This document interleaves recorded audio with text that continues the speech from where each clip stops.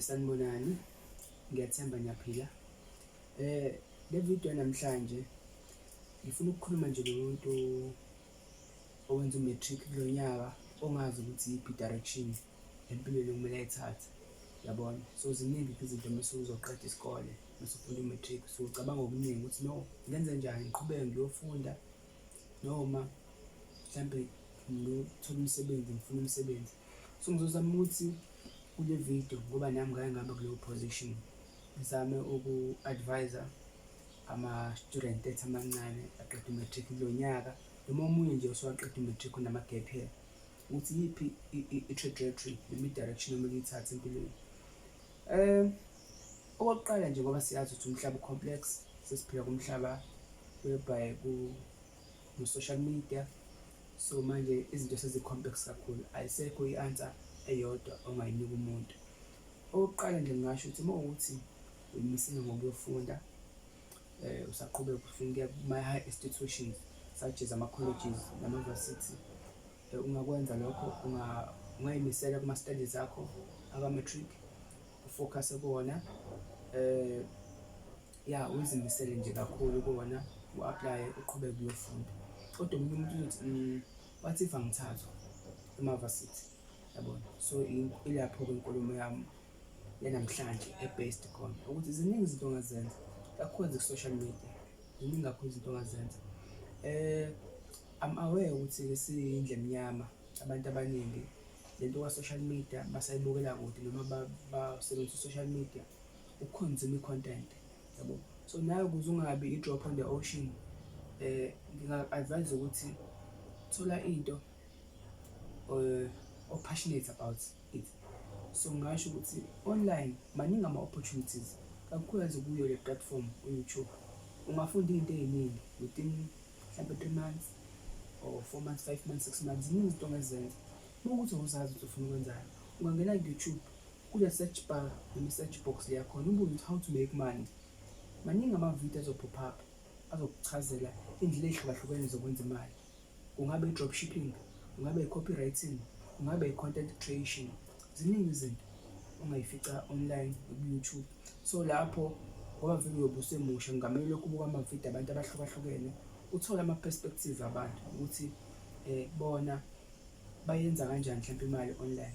Ungajahi ukuphenika, ungajahi ukuqala u-apply something, ngathi ungaqale ufunde ubone ukuthi izinto zisebenza kanjani, kodwa immediately u-understand leyo industry noma i-dropshipping, ngabe u-YouTube noma ngaba noma yini, uqale upost i-content.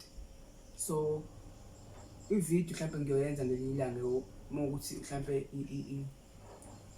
i-interest yakho kube i-content creation, ngizoyenza ukuthi yiphi i-content ongamele uyiposte, yiphi ngakurecommendela ukuthi iziphi izinto ongamele uyiposte, ngoba uzothola omunye no, ngiyawuthanda u-YouTube kodwa manje ngizopostani, angazi ngizopostani, omunye ngishaya ukuyiveza, ngikhuluma phambi kwekhamera.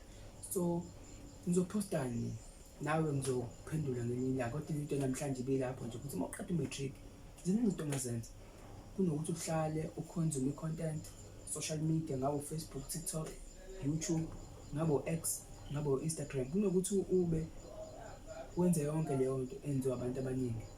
So ukuthi nje ungene ku-YouTube uyibuze ama-options ukuthi iziphi yona into oyithandayo. So njengoba nami nje mina ngathi ngika-matric, ngi-curious ngale nto ukuthi imali yenziwa kanjani. Ngi-aware ukuthi khona abantu abenza imali online, kodwa manje bayenza kanjani.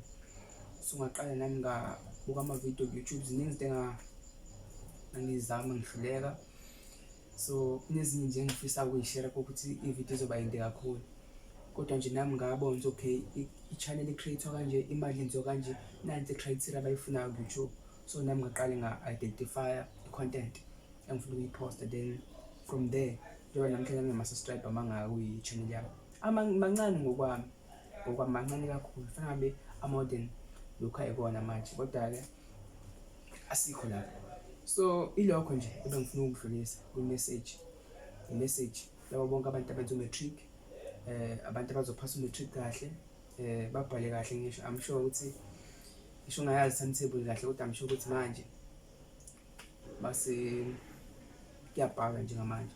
So ileyo message engifuna ukuyidlulisa kubona ukuthi no, e-varsity ukuthi lento ofuna ukuyenza u-passionate about it, and akhona ama-opportunities, ama-economical opportunities kuleyo career ungayiphesua, ngoba manje akusafani, manje akusani ukuthi uthandani, sekuya ngokuthi lowo msebenzi u-lucrative kangakanani.